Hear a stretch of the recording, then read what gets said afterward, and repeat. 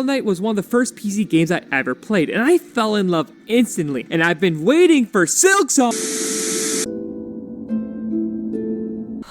So everyone, the wait is finally over. Hollow Knight Silksong finally released this year to the cheers of many. A game that was the cause of clown makeup sales spiking after every video game conference. But was it worth the wait? Did Team Cherry live up to the lofty expectations of many, or did the game sadly add to the pile of video games that failed expectations?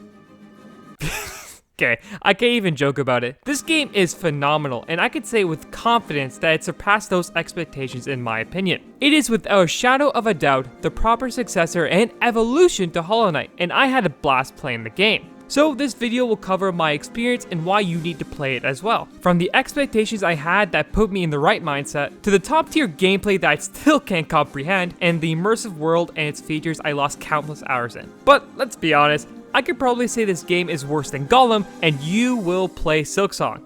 But of course after watching this video. Briefly, before I get into the meat of this video, this is coming from the perspective of someone who has done a vast amount of what you can do in this game. I understand there are some things that I missed that I will eventually do, but it won't affect what's being said in this video, since the rest I need to go through is mainly spoilers. I just wanted to make sure I did my due diligence so I truly understand what this game has to offer. A college level course of kicking my ass. Whoa! I didn't know that attack. Okay.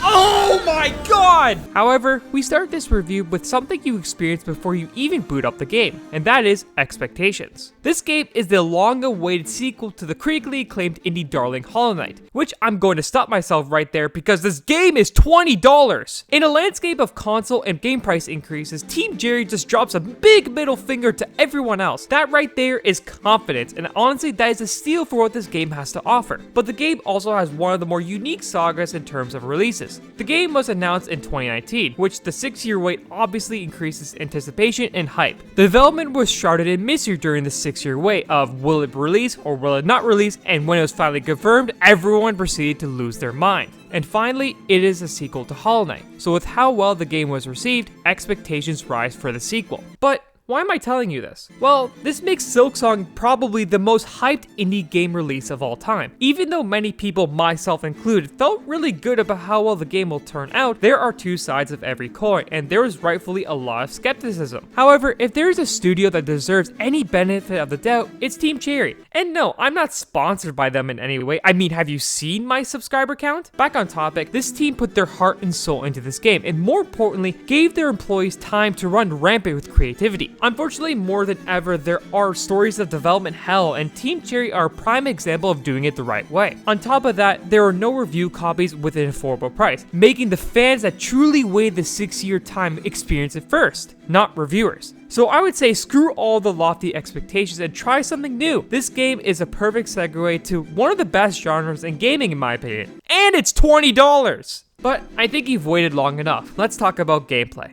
If you've never played Hollow Knight, the game is very similar to Blasphemous. Essentially, you go around a handcrafted world defeating bosses and getting stronger by finding upgrades or abilities scattered around the map, or purchasing them via shops using rosary beads? The world is massive and beautiful, but there are many hidden paths and secrets throughout, so you must be thorough when traversing. I can go on and on about this, and I'm sure other creators have told you this already. So to move in a slightly different direction, I want to talk about Silksong's gameplay while contrasting Hollow Knight. I'm still going to explain what they are and why they are amazing, so if you've never played either game, don't worry. However, I was surprised with how much innovation and effort was created in Silksong to make it feel unique and yet familiar compared to its predecessor. I also won't be talking about everything since I want you to experience the game in some capacity, but I'll talk about the big ones. The biggest change in my opinion without question is movement, and what I mean by this is just distance and speed, not all the dashes and abilities you get in the prior games, because I mean, have you seen the Path of Pain? Hornet is much more agile in comparison to the Knight, being able to jump much higher, run faster, and be easily controlled in the air. This small change in extra distance traveled made moving around the world that much more satisfying and arguably better in the previous game. This line of thinking also moves to the combat. Hornet is much more surgical in her attacks, meshing perfectly with her agile movement. I think nothing encapsulates this more than the down air attack, which may sound weird, but let me explain. In Hollow Knight, this attack was a swoop underneath yourself and was consistent consistent in terms of pogoing and attacking enemies. In Silksong, it's replaced with a diagonal stab, much more precise and less forgiving, but perfectly fits her style. The stark contrast of going from swooping attacks of the Knight compared to the methodical piercing attacks of the Hornet was very interesting to experience. The Knight, ironically with his small stature, is a powerhouse with big swooping attacks and big AoE abilities, where Hornet is closer to Muhammad Ali of float like a butterfly, sting like a bee. In combination with both games' movement, it was a match made in heaven on both sides. Frankly, it is personal preference of what you like, but I think the Hornet's moveset is much more satisfying. This, in conjunction with the design of the enemies in this game, meshes wonderfully to handle Hornet's speed with over 200 unique enemies and 40 bosses to deal with. Team Cherry didn't pull its punches. Moving on from the character, there are many gameplay systems, which I'm going to stick to actual changes since the stuff that stayed are obvious, such as health or mana upgrades. The first major system is gambling, and wait, what? It is actually in the game, so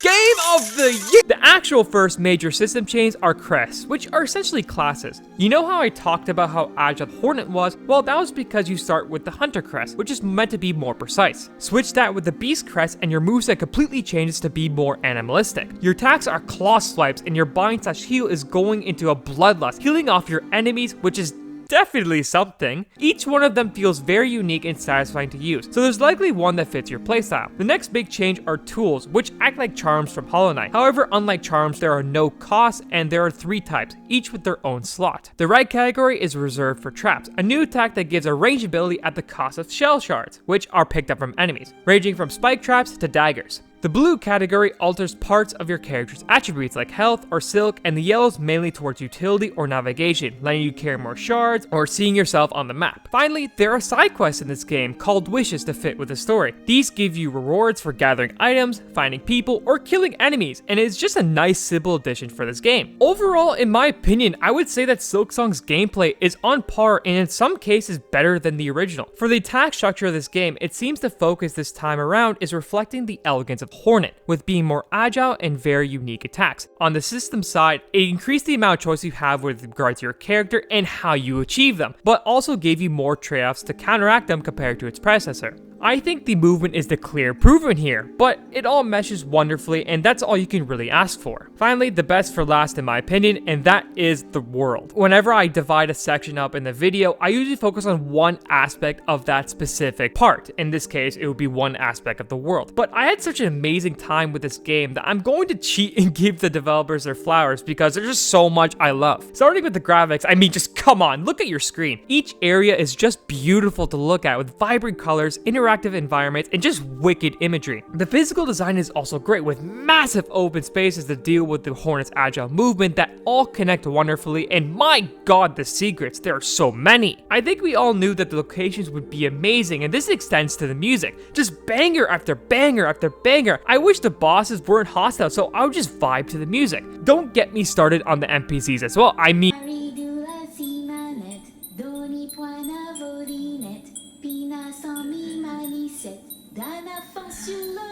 please say something bad about this person. I dare you. Also, we have Chakra, the most badass cartographer that also does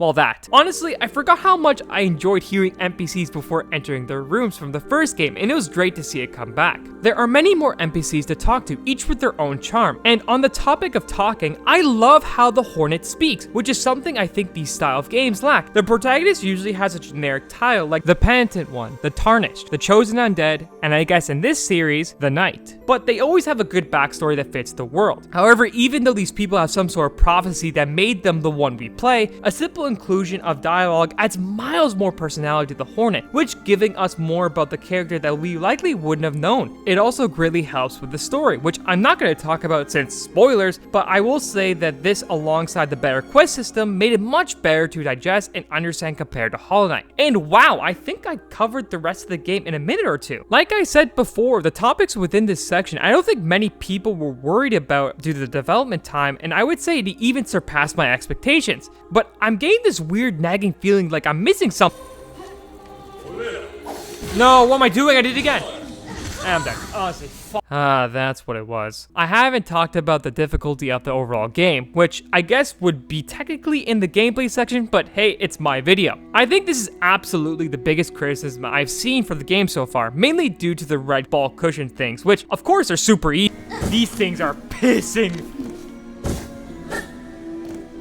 Yeah, I did not enjoy that section to say the least. However, whenever difficulty is brought up with these style of games, the immediate reaction is to get good, which isn't taken lightly from the crowd that's saying the game is too hard. An argument as old as time since the dawn of Demon Souls, and obviously it rises again, because yes, Silksong is hard. The bosses, while impeccably designed to keep up with the Horn's moveset, hit like Superman and have longer health bars than the Simpsons televised run. This doesn't even include all the lockdown rooms where you face waves of enemies that are also very difficult. However, moving back to the get good argument, I understand both sides, and I think it is rooted with the word difficulty itself. For the get good side, the word difficulty equals challenge. Are you up to the challenge to beat these bosses? This obviously assumes sound game design to keep this in check, but I believe that the bosses do so. It's almost like a song and dance. They do their moves, they do your own, and the cycle continues until they're dead, and it's always really well done. I love the bosses in this game, and it was great to master their attacks and beat them. However, on the flip side of the argument, for the too difficult side, I would say the word challenge equals the word cheap. This absolutely pins it on the game design of things, and you could make an argument for these red cushions. However, there is one part that made me actually want to quit the game, and that was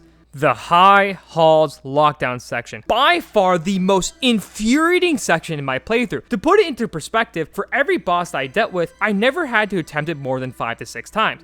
It took me 3 days to beat this room. This also isn't me resorting to saying that whenever I find a section that is hard, I chalk it up to being cheap. My issue stems from the fact that it's just enemies thrown together with no direction apart from being a lockdown. And up until that point, this lockdown is like twice the length compared to the others. When I die to the bosses, I usually say, damn, I know I should have dodged that. Or I was too greedy, I knew that attack was coming. I know that I could have beat them that time, but it was on me that I messed up. But for that section, I would usually say, this is stupid, or this shouldn't be this hard. However, it is a small section within this masterpiece, so I think I can live with it while experiencing the rest of the game. So overall, I think Silksong is a very well designed game that is absolutely difficult, but you should be able to master it. And if not, there are plenty of alternatives for you to get over that hump of the annoying areas. Now I think I've covered everything. Wait, what about the trophies?